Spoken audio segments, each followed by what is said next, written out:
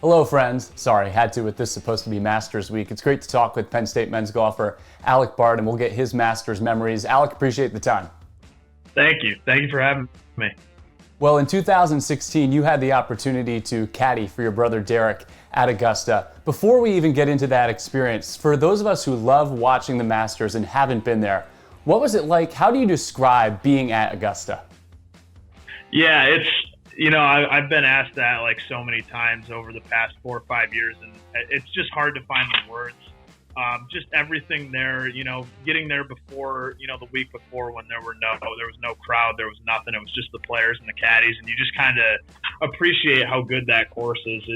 It's literally, pretty much perfect. There's nothing out of place, and it's got so much character, and it's so difficult. And then you start on Masters Monday when all the crowds are there watching the practice rounds, and it's just such an incredible experience, especially, for me and my brother. I was, a 17-year-old kid, and Derek, my brother, was a junior in college, and he was an amateur, obviously. And it was just kind of like a wake-up call when you walk to the first tee on Monday for a practice round. You're not supposed to be nervous for a practice round, and there are hundreds of people huddled around you watching you hit a tee shot. And it was just crazy. And like I said, it really is hard to find the words.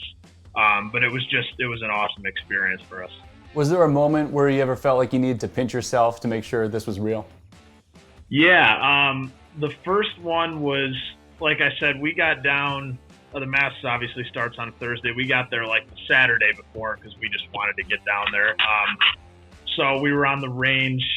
Derek was going to go out and play, I think, 9 holes on that Saturday. And we kind of looked behind us, and Jason Day was walking behind us. And, he has his whole team, his swing coach. He's got like 8 people with him. And, it was just kind of me and my brother there. And we were like, wow, this is actually happening. And then kind of throughout the week, you saw guys like McIlroy and Phil. And unfortunately, that was the one year that Tiger did not play in the Masters, so we didn't get to see Tiger. But I would say another one is right before the par 3 contest. Derek actually happened to be playing right behind the group of Watson, Nicklaus, and Player. It just so happened that was how it was. So I wasn't caddying for the par 3. He let my younger sister caddy for that. So I was just kind of in the crowd. But right before that group teed off, my parents were like, Derek, you should just go up and say something. And obviously he was very nervous, and he walked up to them and kind of talked to each of them individually. And there's a great picture. I'll have to find it. I'm sure my parents have it, of him talking to Jack Nicklaus, and Jack kind of has his hand on his shoulder. And that was a moment I was like, oh my God, like you just like you said, you got to kind of pinch yourself because it just feels like it's not even real. But yeah, there were a lot of moments like that kind of throughout the week, but that was the big one. I mean, talking to Jack Nicklaus, doesn't get better than that.